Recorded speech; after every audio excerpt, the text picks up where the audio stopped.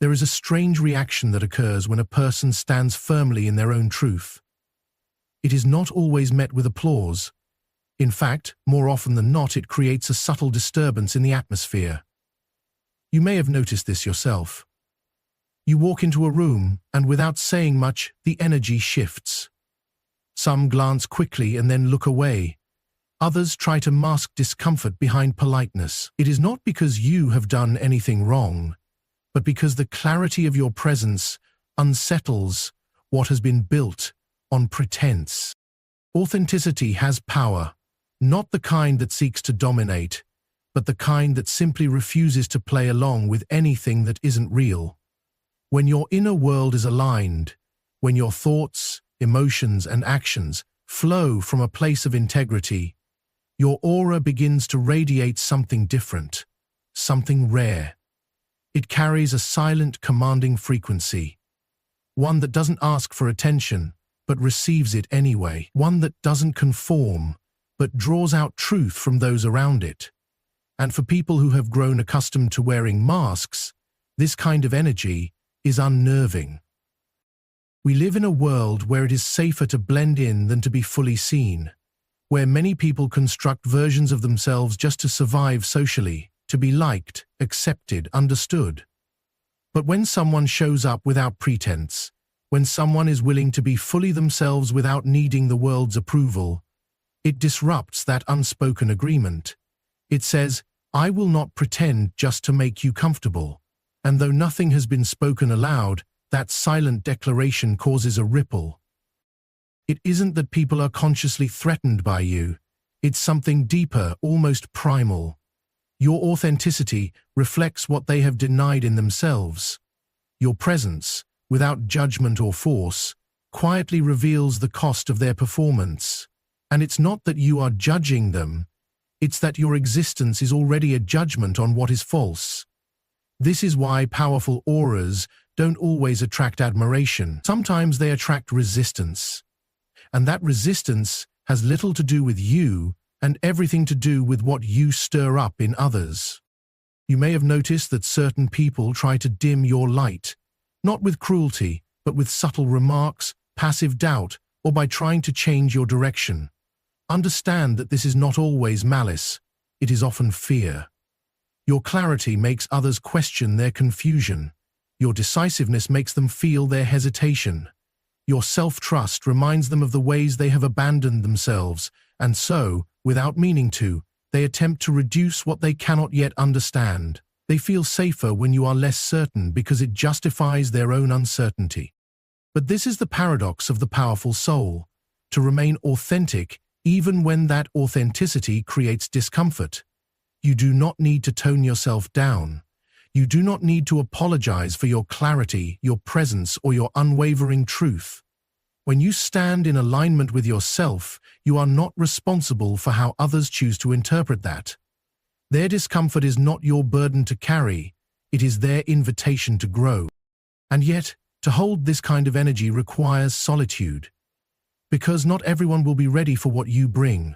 Some will misunderstand you, project their wounds onto you, or try to define you in ways that feel small. But your task is not to shrink in order to be accepted. Your task is to continue being fully yourself, even when that self disturbs the norm. That's the cost of authenticity, but also its blessing, because while you may lose comfort, you will gain liberation. You see, when your aura becomes powerful, you stop needing to explain yourself. You no longer chase belonging, because you belong to your own truth. And though that path can be isolating, it is also the only one that leads to inner peace. You begin to realize that disturbing others is not always a sign of doing something wrong. Sometimes it is a sign you are finally doing something right. You have stopped editing yourself to make others feel comfortable. You have stopped contorting your essence to fit into spaces never designed to hold your soul. The truth is, your authenticity will disturb those who are not ready to live in theirs. But that is not your concern. Your role is not to make others comfortable, it is to be a lighthouse, to shine without apology, to radiate truth even when it goes against the grain.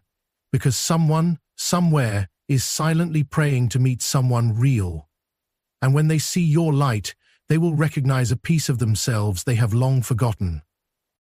The more you remain in your authenticity, the more you become a mirror, and the stronger your aura becomes, the less it can be ignored.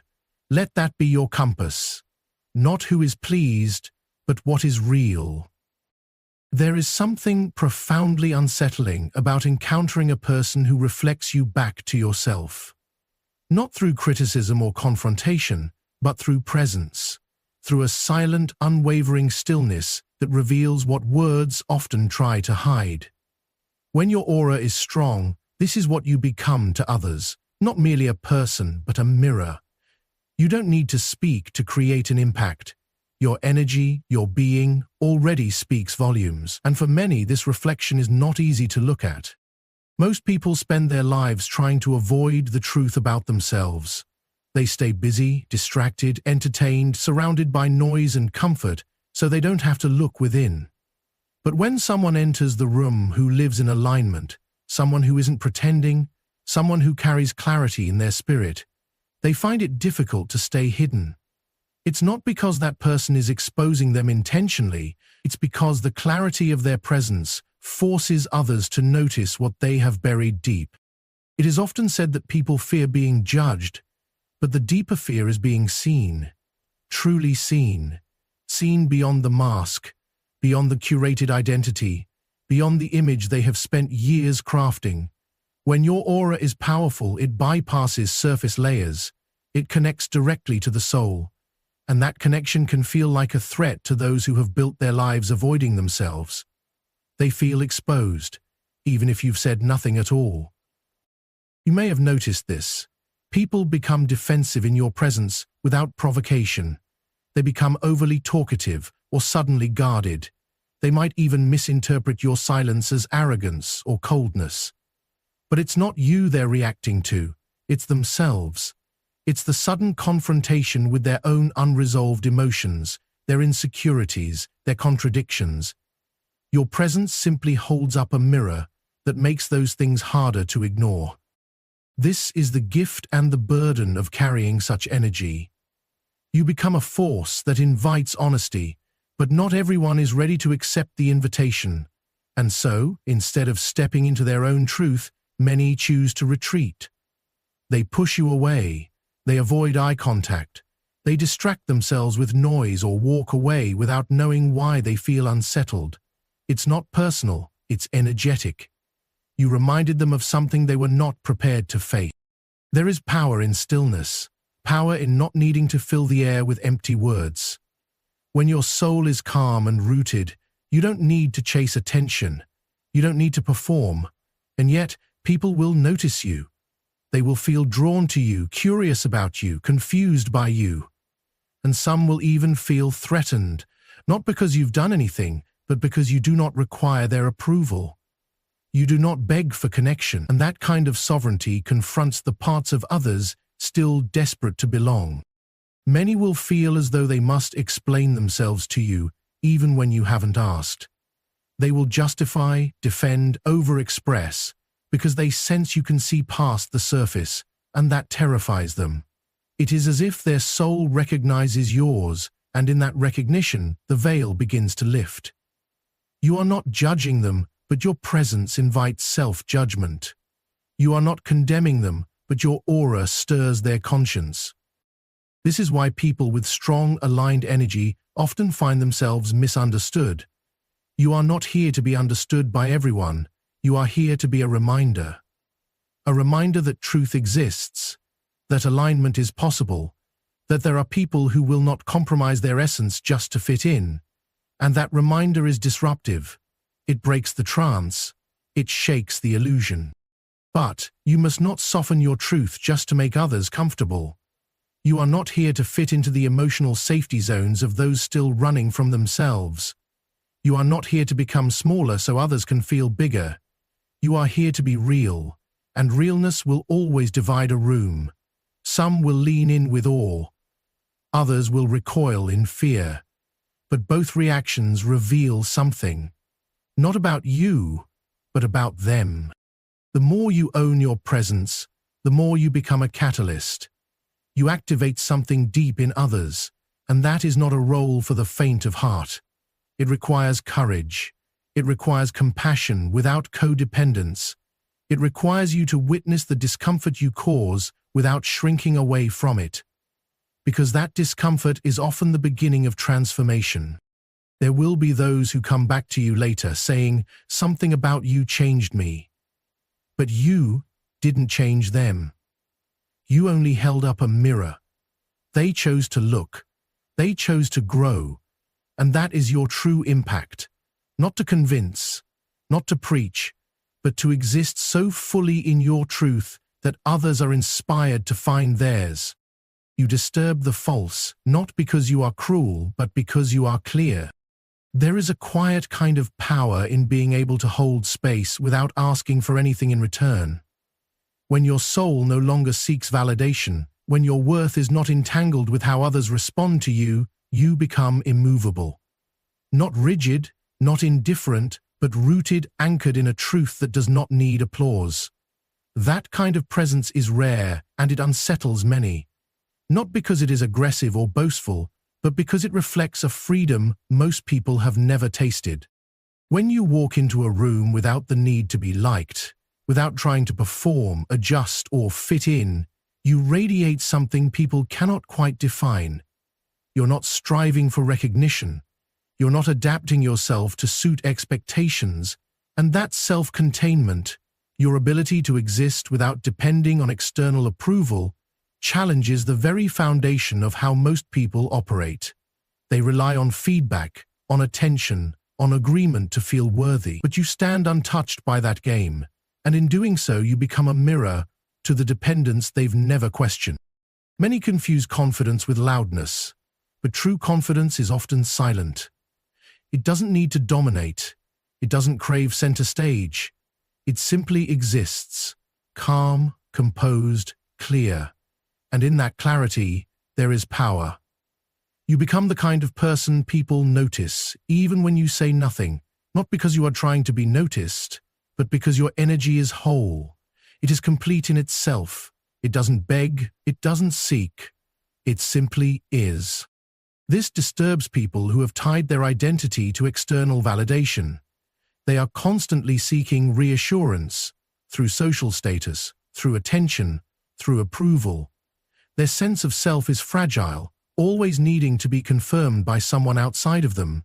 And when you show up as someone who is not playing that game, it creates confusion. They may wonder why you are so calm, why you do not chase approval, why you are not performing the way others do. And the answer is simple. You have learned to sit with yourself, and that has taught you who you are. There is a kind of magnetic stillness in a person who is at peace with themselves. It draws people in, not with force, but with presence. And those who are lost in the noise of the world, who have never tasted stillness, will feel both attracted and intimidated. They won't always know how to interact with someone who does not need anything from them, because most relationships are transactional, based on what one can gain or give. But when you hold space from a place of wholeness, you disrupt that pattern. You are not performing for approval. You are not modifying yourself to avoid rejection. You are simply present, grounded. This does not mean you are cold or closed off. On the contrary, you are deeply connected, but not desperate for connection. And that balance is rare. To love without clinging, to be open without collapsing, to be kind without betraying your boundaries. It is a state few reach and even fewer understand. And because of this, your presence can feel like a challenge. Others may project onto you. They may say you are distant or aloof. But what they are truly feeling is the discomfort of their own dependence. Your presence reveals what they haven't yet built within themselves, a stable inner world. And so they may try to provoke you, to get a reaction, to find some evidence that you are just like them, but you must not fall into that trap. You are not here to prove yourself. You are not here to soothe their insecurities by playing small. The paradox of this kind of energy is that it often feels lonely. You may be surrounded by people, yet feel as if you are alone, not because you are disconnected, but because very few can meet you at the level of your truth. You're not interested in shallow validation. You're not drawn to performance-based relationships. And so you wait, you watch, you observe, until someone arrives who doesn't need you to be anything other than who you are. And when they do, there is no need for masks, no need for games, just presence meeting presence, truth. But until then, you remain centered. You do not chase, you do not dilute. You simply continue being the space that others one day learn to hold within themselves. And in doing so, you inspire without trying. You lead without controlling. You become the example of what it means to be whole. The world is filled with people desperate to be seen, desperate to be loved, desperate to belong. But you have discovered that the greatest power is not in being needed by many, but in needing nothing to be yourself.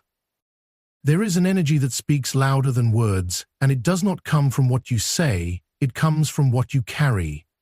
Some people walk into a room and immediately dominate it with their voice, their movement, their need to be seen.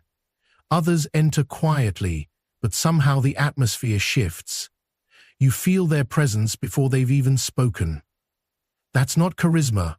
That's not charm. That's the force of internal alignment, the unshakable energy of someone who has gone to war within themselves and emerged without the need to prove anything. When you have confronted your shadows, acknowledged your fears, and reconciled the parts of yourself that others would rather deny, you no longer wear the masks that most people hide behind. And when someone is no longer performing, they no longer give others permission to perform either. Your authenticity becomes disruptive, not because you are imposing it, but because it reveals the performance in others. They are not threatened by you, they are threatened by the mirror you hold up. It's easy to maintain a sense of identity when everyone around you is playing the same game. But when someone appears who is no longer participating, who does not flatter, who does not chase, who does not pretend, it causes discomfort. It creates a subtle dissonance in the environment. Those who rely on superficiality to feel significant suddenly feel exposed. Those who thrive on being the loudest in the room now feel small, not because you diminished them, but because your silence demands depth. You see, the power of an aligned soul is not in how much it says, but in how much it sees. And people can sense when you see them, not the version they present, not the carefully crafted identity, but the raw, unfiltered truth beneath. And that kind of perception is rare. It is unsettling. Most people don't want to be seen in that way. They want to be accepted for their image, not for who they truly are. So when you see through it, gently, without judgment, it shakes them, because suddenly their usual ways of gaining approval no longer work. You become immune to manipulation. You cannot be guilted into connection. You cannot be flattered into silence. You do not need to be liked, so you are not afraid of being misunderstood. And that freedom, that detachment, creates a kind of power that can't be controlled. You're not arrogant, and you're not detached in bitterness. You're simply not invested in playing roles that cost you your truth. You've already lost what needed to be lost to become who you are now. You have walked away from approval, from validation, from needing to be anything but what you are. And this is why people feel unsettled, because most of them are still trying to be someone, still negotiating their worth, still hiding behind pleasantries. And in front of you, those layers begin to crack. They feel seen in a way they cannot explain. And their instinct is either to draw closer in awe or to pull away in discomfort. Because the clarity of your presence demands that others either rise to meet it or retreat back into the safety of illusion. You don't have to say much. Your boundaries speak for you. Your silence speaks for you. Your refusal to entertain anything that isn't real speaks for you. You become a signal, a frequency that either resonates or repels, depending on whether the other person is living in truth or in fiction. You don't chase. You don't convince. you simply embody. And embodiment is more powerful than argument.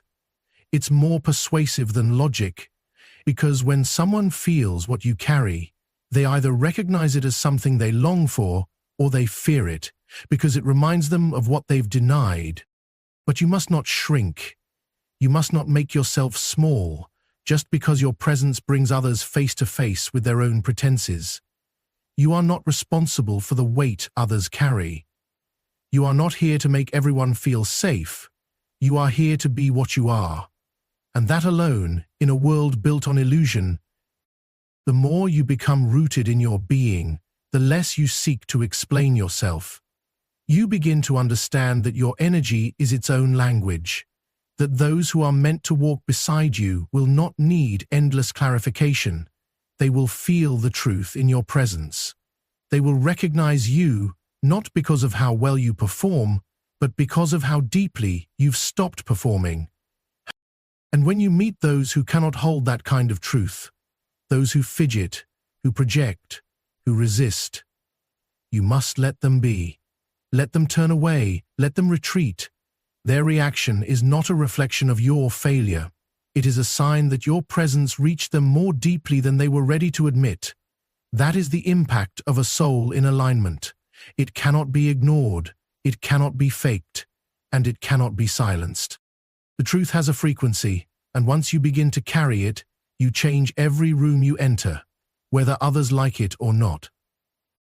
There's a certain weight to being deeply intuitive, to perceiving things that others miss, to sensing what's left unsaid. It's not something you learn from books or acquire through effort.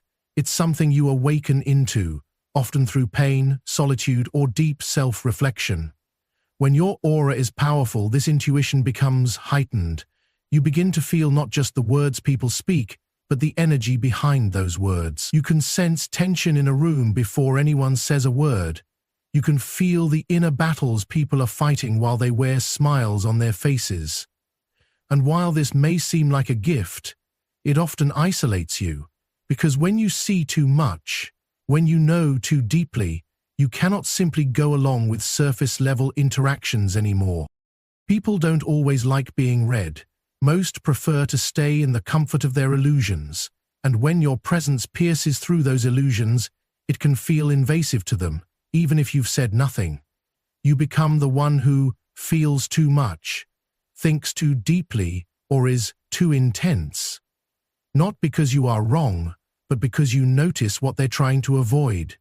You notice the cracks in their smiles, the weariness in their laughter, the longing in their silence. You pick up on patterns, energies, inconsistencies, and it becomes impossible to pretend that you don't. This level of perception creates a disconnect, not because you are unwilling to connect with others, but because many are not ready to be seen in this way. They would rather keep things light, simple, unquestioned. And your energy disrupts that. Your presence brings the subconscious to the surface, not through confrontation, but simply through being fully aware. It is a strange kind of loneliness, to be surrounded by people and still feel distant, not due to a lack of effort, but because the depth you require isn't available in every interaction. You begin to crave authenticity so much that anything less feels draining. Small talk becomes exhausting, pretense becomes unbearable.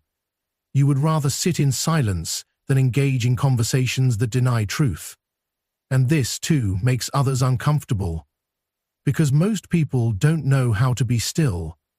They don't know how to sit in silence without needing to fill it. But for you, silence is not empty. It's full, it's honest, it's sacred. You find more meaning in one moment of real connection than in hours of superficial interaction. It's not that you are judging others. It's that your energy simply refuses to enable their self-deception. And this resistance, this inner refusal to play along, can make people feel exposed. They don't know why they feel uneasy around you. They can't explain why they feel vulnerable, or why they suddenly start talking too much, or why they avoid your gaze. But it's because they feel sensed. They feel seen, and that terrifies them more than being ignored. You must understand that this is not your burden to carry. Your role is not to fix others or rescue them from their own shadows. Your only responsibility is to remain aligned with your truth, to trust your perceptions even when others dismiss them, to honor your depth even when it isolates you, because your sensitivity is not weakness, it is clarity, and clarity is not always welcome in a world built on distraction. There will be moments when you doubt yourself, when you wonder if you're imagining things, when others tell you you're too much or too intense. But in those moments, remember, the world often mocks what it cannot comprehend. People fear what they cannot categorize. And what you carry, the ability to feel deeply, see clearly, and remain true, is meant to shift them. Your presence is medicine for those who are ready to heal, and a mirror for those still hiding. It will not always be welcomed, but it will always be real. And in time, those who are meant for you will recognize that realness, not as something to be feared, but something to be treasured. Because truth, when it is no longer denied, becomes freedom. And you, simply by being who you are, become a doorway to that freedom. So don't close yourself off. Don't dim your light just because it reveals the shadows in others. Don't shrink your insight to make others feel safe. You were not made to be palatable. You were made to be powerful. You were not made to blend in. You were made to wake people up. And yes, sometimes your presence will disturb the peace, but only because it exposes the false peace people have made with their own denial. There is no need to apologize for the space you take up when your presence is built on truth. When you have cultivated a powerful aura, when you've done the inner work to align your soul with your truth, something unexpected happens. You no longer fear being alone. Not just physically, but emotionally, spiritually, mentally. You stop searching for belonging in places that demand you abandon yourself. You begin to choose solitude over noise, silence over pretense, and inner peace over external approval. This doesn't mean you isolate yourself out of bitterness. It means you've realized that not all company nourishes you. In fact, much of it drains you, distracts you, and dilutes the clarity you've worked so hard to attain. It is in solitude that you become most aware of your own energy. When there are no distractions, no roles to play, no noise to fill the space, what remains is the essence of who you truly are. And this can be deeply uncomfortable at first. Many run from it. They fill their time with others not because they are connected, but because they are afraid of meeting themselves. But when your aura becomes powerful, when your soul is grounded, you stop running, you sit with yourself, you confront the silence, you listen, and in that listening you hear something profound, the quiet voice of your own wisdom. You begin to understand that loneliness is not the absence of others, but the absence of connection to your own truth. And once you reconnect to that truth, solitude becomes sacred. You no longer beg to be understood. You no longer need to explain your decisions. You no longer seek constant validation. You simply live in alignment. And that alignment becomes a boundary. It decides who can enter your life and who must exit. Not through judgment, but through resonance. You do not push people away. You just stop holding on to those who cannot meet you where you truly are. This can be deeply unsettling to those around you, because when you no longer fear being alone, you become very difficult to manipulate. You do not accept mistreatment. You do not entertain drama. You are not lured by false promises or temporary affection.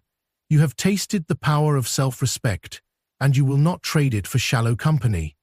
And that kind of self-containment is rare.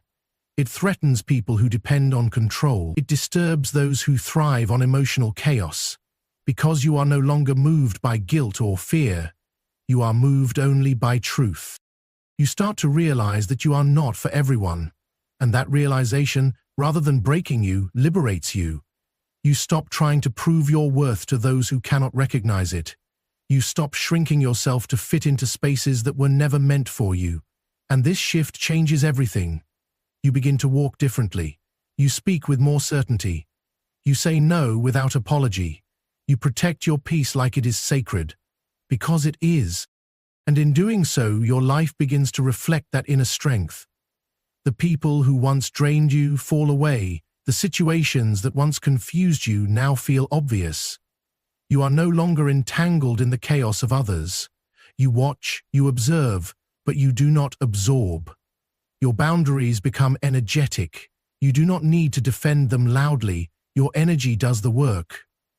You simply show up in your truth, and those who cannot handle it reveal themselves without you needing to lift a finger. Some will call you cold. Others will say you've changed. Let them. What they're really feeling is the discomfort of not being able to access you in the old ways. You are no longer available to be someone's emotional dumping ground, their backup plan, or their silent supporter while they take from you without giving. You are no longer willing to betray yourself for belonging. That version of you no longer exists. And in this space, a strange thing happens. You stop needing people to like you. You stop fearing rejection. You even stop fearing loss. Because what you've gained is far more valuable. Your own soul, your own center, your own clarity. And from this place, you can finally offer love, not out of need, but out of overflow. You can give without losing yourself. You can receive without attaching your identity to what is given. You begin to attract differently.